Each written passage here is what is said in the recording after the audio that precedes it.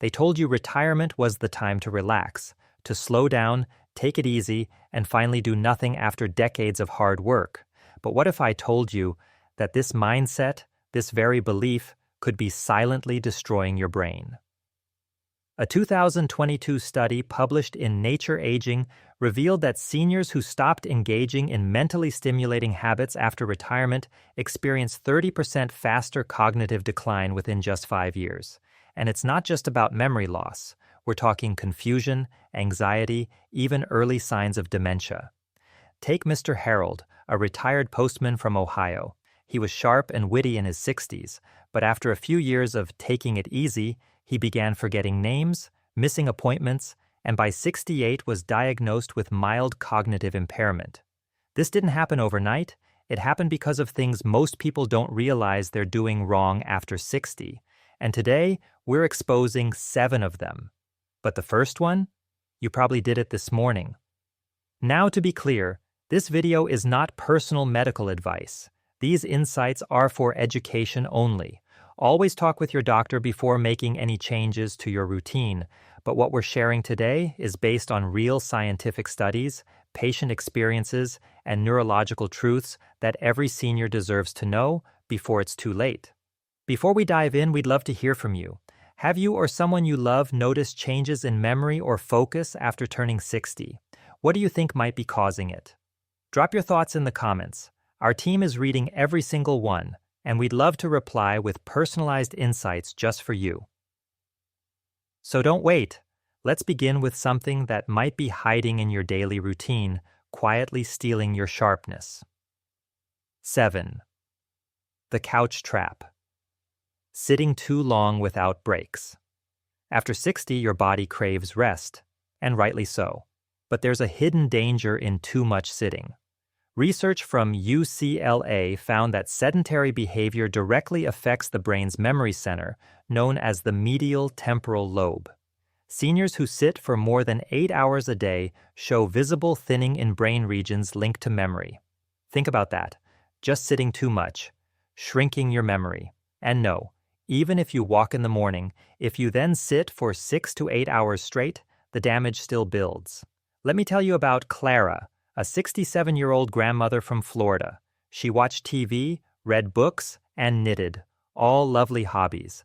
But by the end of the day, she was sitting for nearly 10 hours. She began forgetting why she entered a room, names of neighbors, and eventually even her medication schedule. When her neurologist reviewed her routine, they didn't change her diet or add more pills, they just set a timer. Every 30 minutes, get up for 3. She started walking to the mailbox, stretching by the sink, even dancing a little to her favorite Frank Sinatra tune. 3 months later, her clarity improved dramatically. Tip: try setting a gentle alarm every 30 to 45 minutes. Stand up, stretch, walk around the house. Even a 2 to 3 minute break is enough to increase blood flow to the brain and reduce stagnation. It's not about running marathons, it's about breaking the spell of stillness before it breaks you. 6. Silent sugar. Eating. Too many simple carbs. You probably think sugar is fine in moderation. A little toast in the morning, a cookie after lunch, maybe white rice for dinner. But the truth is, these simple carbs break down into glucose fast, and they spike your blood sugar, triggering inflammation in your brain. A study in the New England Journal of Medicine showed that even slightly elevated blood sugar levels below diabetic range are linked to a dramatic rise in dementia risk. Let's talk about Thomas, 72, a retired teacher. He never had diabetes, he didn't even eat candy, but his daily diet included white bread, sweetened yogurt, fruit juice, and instant oatmeal. His fasting blood sugar was normal, but his brain was inflamed. He started forgetting former students' names, and once got lost driving to a familiar store. His doctor adjusted his breakfast: eggs, avocado, and a small bowl of berries. Within weeks, he noticed better focus and steadier moods. Tip: replace white carbs with fiber-rich options. Instead of white rice, try quinoa or brown rice. Choose sourdough over white bread. Avoid fruit juices. Eat whole fruits instead. And always pair carbs with a healthy fat or protein to slow the sugar spike. Because too much sugar isn't just bad for your waistline, it quietly steals your mind. 5. Retirement isolation, shrinking your social circle. Loneliness is more than a feeling, it's a neurological threat. Harvard researchers discovered that social isolation increases the risk of dementia by 60%. That's higher than diabetes, obesity, or even smoking. Why? Because the brain is like a muscle, and conversation, laughter, even disagreement, these are workouts. Susan, 69, used to be a manager at a busy office. After retiring, she barely talked to anyone but her husband. Over time, her speech became slower. She found herself searching for words she once used fluently. Her doctor suggested something radical: join a book club, attend local workshops, even talk to the cashier at the grocery store. She was skeptical, but within 2 months, she noticed her mind waking up.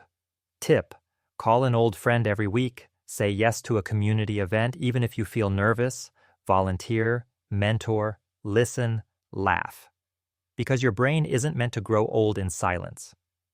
4. Pill confusion. Taking multiple medications. Without brain monitoring. You take them because your doctor said to. Blood pressure pills, sleep aids, painkillers, maybe a proton pump inhibitor for your heartburn. Individually, they seem harmless, but together, they could be slowly clouding your mind. This is called polypharmacy, taking 5 or more medications at once, and according to the Journal of the American Geriatric Society, over 40% of seniors fall into this category. Even more alarming, many of these combinations can impair cognition, especially those with anticholinergic effects, like certain allergy meds, antidepressants, and bladder control pills. Let me introduce you to Robert, a 74-year-old Navy veteran. He was on 7 different prescriptions. He didn't feel sick, but he felt foggy.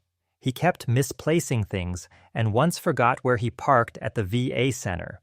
After a pharmacist reviewed his meds, 2 were found to have overlapping sedative effects. His doctor adjusted the plan, and within weeks, the fog began to lift.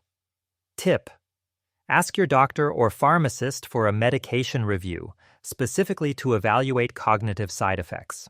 Look for the term anticholinergic on any meds you're prescribed. These block acetylcholine, a neurotransmitter critical for memory. Never stop meds on your own, but always ask, is this still necessary? Every few months, because it's not just what you take, it's how they interact, and your brain might be the battlefield. 3. Blue light, gray mind. Using screens. Late into the night. You're lying in bed, scrolling through the news, maybe checking Facebook, watching a few videos before sleep. It feels harmless. But what you're doing is hijacking your brain's natural shutdown process. Screens emit blue light which suppresses melatonin, the hormone your brain needs to fall into deep, healing sleep. Without that, you're stuck in light sleep cycles, and your brain misses the overnight cleanup that protects it from memory loss and toxic buildup. In fact, a study from UC Berkeley showed that poor deep sleep in seniors is directly linked to beta amyloid accumulation, a toxic protein tied to Alzheimer's disease. Meet Barbara, 70, from Arizona.